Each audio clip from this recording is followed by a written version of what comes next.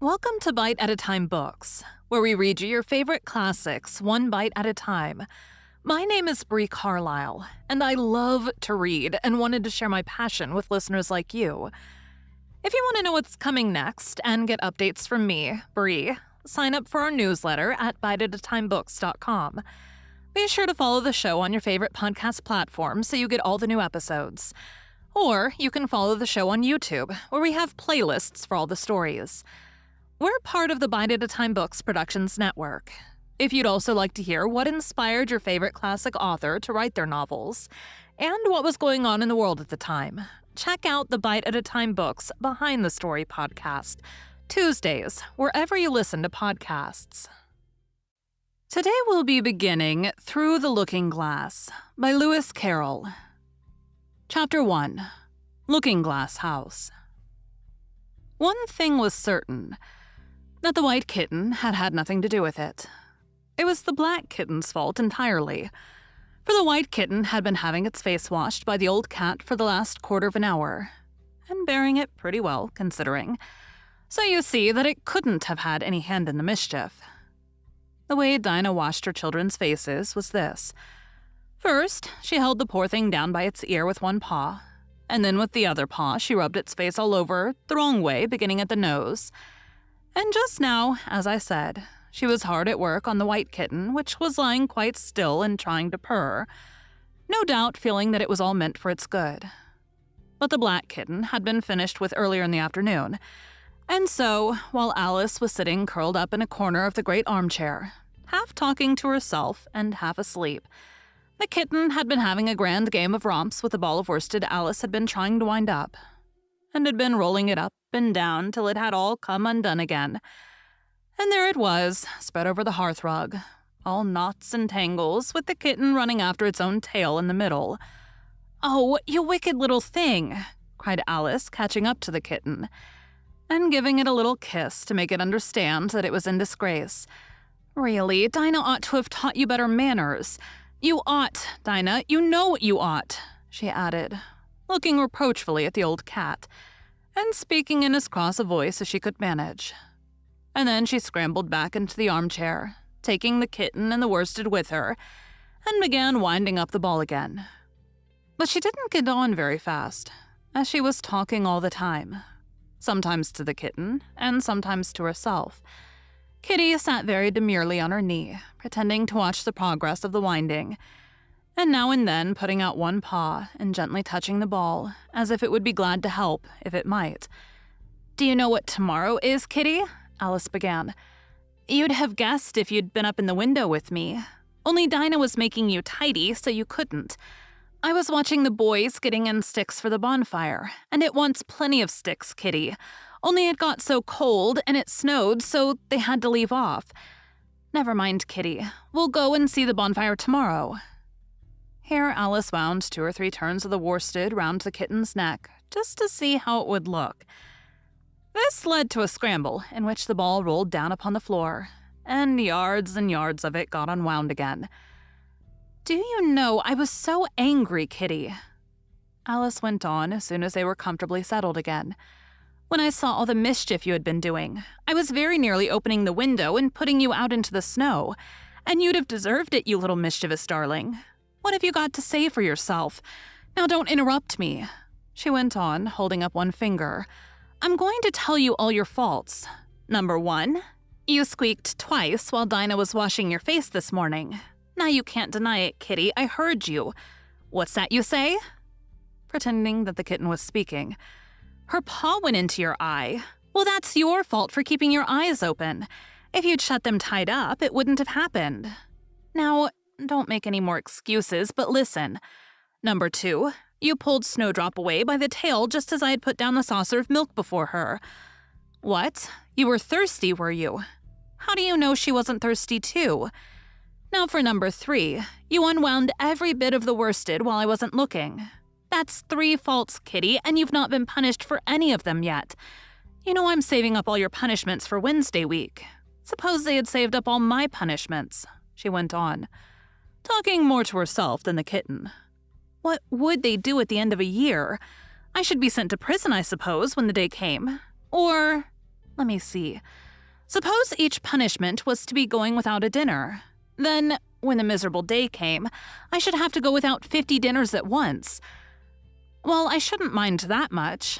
I'd far rather go without them than eat them. Do you hear the snow against the window panes, Kitty? How nice and soft it sounds, just as if someone was kissing the window all over outside. I wonder if the snow loves the trees and fields that it kisses them so gently. And then it covers them up snug, you know, with a white quilt. And perhaps it says, "Go to sleep, darlings, till the summer comes again." And when they wake up in the summer, Kitty, they dress themselves all in green and dance about whenever the wind blows. "Oh, that's very pretty," cried Alice, dropping the ball of worsted to clap her hands. "And I do so wish it was true. I'm sure the woods look sleepy in the autumn when the leaves are getting brown. Kitty, can you play chess? Now don't smile, my dear, I'm asking it seriously, because when we were playing just now, you watched just as if you understood it, and when I said check, you purred. Well, it was a nice check, Kitty, and really, I might have won if it hadn't been for that nasty knight that came wiggling down among my pieces. Kitty, dear, let's pretend." And here I wish I could tell you half the things Alice used to say, beginning with her favorite phrase, "let's pretend." She had had quite a long argument with her sister only the day before. All because Alice had begun with, "let's pretend we're kings and queens." And her sister, who liked being very exact, had argued that they couldn't because there were only two of them. And Alice had been reduced at last to say, "Well, you can be one of them then, and I'll be all the rest." And once she had really frightened her old nurse by shouting suddenly in her ear, "Nurse, do let's pretend that I'm a hungry hyena and you're a bone." But this is taking us away from Alice's speech to the kitten. "Let's pretend that you're the Red Queen, Kitty. Do you know, I think if you sat up and folded your arms, you'd look exactly like her. Now do try, there's a dear." And Alice got the Red Queen off the table and set it up before the kitten as a model for it to imitate. However, the thing didn't succeed, principally, Alice said, because the kitten wouldn't fold its arms properly. So to punish it, she held it up to the looking-glass, that it might see how sulky it was. "And if you're not good directly," she added, "I'll put you through into the looking-glass house. How would you like that? Now, if you'll only attend Kitty and not talk so much, I'll tell you all my ideas about Looking-Glass House. First, there's the room you can see through the glass. That's just the same as our drawing room, only the things go the other way. I can see all of it when I get upon a chair, all but the bit behind the fireplace. Oh, I do so wish I could see that bit. I want so much to know whether they've a fire in the winter. You never can tell, you know, unless our fire smokes. And then smoke comes up in that room too, but that may be only pretense, just to make it look as if they had a fire. Well then, the books are something like our books, only the words go the wrong way. I know that because I've held up one of our books to the glass, and then they hold up one in the other room. How would you like to live in a looking-glass house, Kitty? I wonder if they'd give you milk in there. Perhaps looking-glass milk isn't good to drink. But oh, Kitty, now we come to the passage. You can just see a little peep of the passage in Looking-Glass House, if you leave the door of our drawing room wide open. And it's very like our passage as far as you can see, only you know it may be quite different on beyond. Oh, Kitty, how nice it would be if we could only get through into Looking-Glass House. I'm sure it's got, such beautiful things in it. Let's pretend there's a way of getting through into it somehow, Kitty. Let's pretend the glass has got all soft like gauze, so that we can get through. Why, it's turning into a sort of mist now, I declare. It'll be easy enough to get through." She was up on the chimney-piece while she said this, though she hardly knew how she had got there. And certainly the glass was beginning to melt away, just like a bright silvery mist. In another moment, Alice was through the glass and had jumped lightly down into the looking-glass room. The very first thing she did was to look whether there was a fire in the fireplace. And she was quite pleased to find that there was a real one, blazing away as brightly as the one she had left behind. "So I shall be as warm here as I was in the old room," thought Alice. "Warmer, in fact, because there'll be no one here to scold me away from the fire. Oh, what fun it'll be when they see me through the glass in here and can't get at me." Then she began looking about, and noticed that what could be seen from the old room was quite common and uninteresting, but that all the rest was as different as possible. For instance, The pictures on the wall next the fire seemed to be all alive, and the very clock on the chimney-piece, you know you can only see the back of it in the looking-glass, had got the face of a little old man and grinned at her. They don't keep this room so tidy as the other, Alice thought to herself, as she noticed several of the chessmen down in the hearth among the cinders. But in another moment, with a little oh of surprise, she was down on her hands and knees watching them. The chessmen were walking about, 2 and 2. "Here are the Red King and the Red Queen," Alice said, in a whisper for fear of frightening them. "And there are the White King and the White Queen sitting on the edge of the shovel. And here are 2 castles walking arm in arm. I don't think they can hear me," she went on, as she put her head closer down. "And I'm nearly sure they can't see me. I feel somehow as if I were invisible." Here something began squeaking on the table behind Alice, and made her turn her head just in time to see one of the white pawns roll over and begin kicking. She watched it with great curiosity to see what would happen next. "It's the voice of my child," the White Queen cried out as she rushed past the king, so violently that she knocked him over among the cinders. "My precious Lily, my imperial kitten." And she began scrambling wildly up the side of the fender. "Imperial fiddlestick," said the king, rubbing his nose, which had been hurt by the fall. He had a right to be a little annoyed with the queen, for he was covered with ashes from head to foot. Alice was very anxious to be of use, and as the poor little Lily was nearly screaming herself into a fit, she hastily picked up the queen and set her on the table by the side of her noisy little daughter. The queen gasped and sat down. The rapid journey through the air had quite taken away her breath, and for a minute or 2 she could do nothing but hug the little Lily in silence. As soon as she had recovered her breath a little, she called out to the White King, who was sitting sulkily among the ashes, "Mind the volcano." "What volcano?" said the king, looking up anxiously into the fire, as if he thought that was the most likely place to find one. "Blew me up," panted the queen, who was still a little out of breath. "Mind you, come up, the regular way. Don't get blown up." Alice watched the White King as he slowly struggled up from bar to bar, till at last she said, "Why, you'll be hours and hours getting to the table at that rate. I'd far better help you, hadn't I?" But the king took no notice of the question. It was quite clear that he could neither hear her nor see her. So Alice picked him up very gently and lifted him across more slowly than she had lifted the queen, that she mightn't take his breath away. But before she put him on the table, she thought she might as well dust him a little, he was so covered with ashes.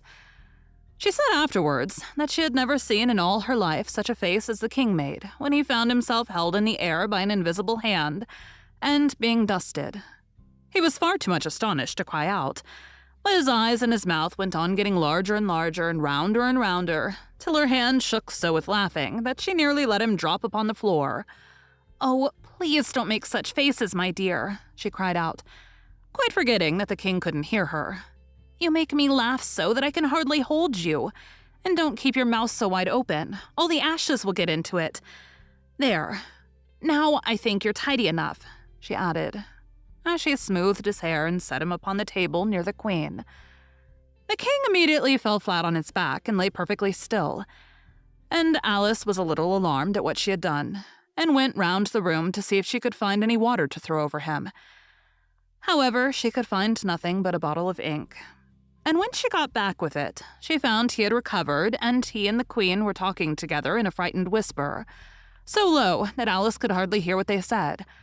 The king was saying, "I assure you, my dear, I turned cold to the very ends of my whiskers."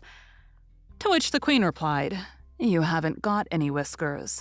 "The horror of that moment," the king went on, "I shall never, never forget." "You will, though," the queen said, "if you don't make a memorandum of it." Alice looked on with great interest as the king took an enormous memorandum book out of his pocket and began writing. A sudden thought struck her, and she took hold of the end of the pencil, which came some way over his shoulder, and began writing for him. The poor king looked puzzled and unhappy, and struggled with the pencil for some time without saying anything.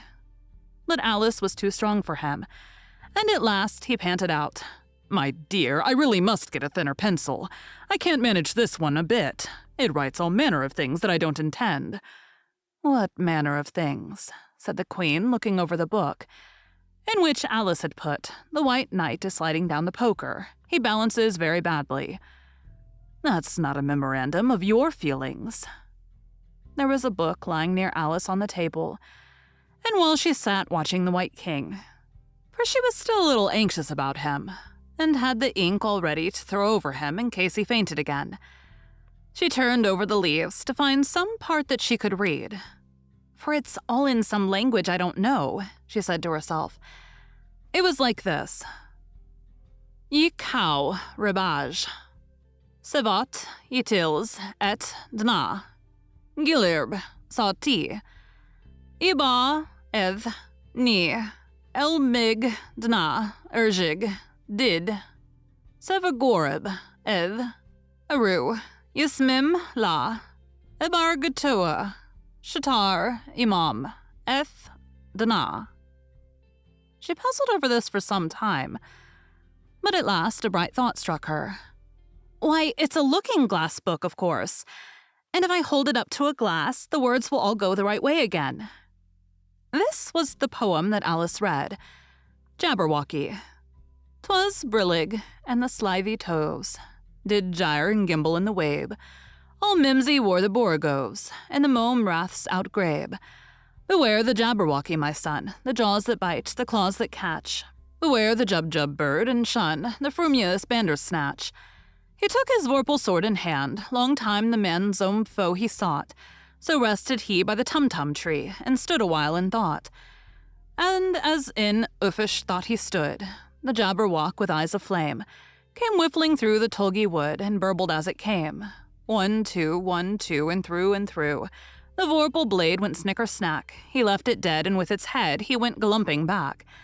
And hast thou slain the Jabberwock? Come to my arms, my beamish boy. O frabjuste, calloo, callay, he chortled in his joy. 'Twas brillig, and the slithy toves did gyre and gimble in the wabe. All mimsy were the borogoves, and mome raths outgrabe." "It seems very pretty," she said when she had finished it, "but it's rather hard to understand." You see, she didn't like to confess, even to herself, that she couldn't make it out at all. "Somehow it seems to fill my head with ideas, only I don't exactly know what they are. However, somebody killed something. That's clear at any rate.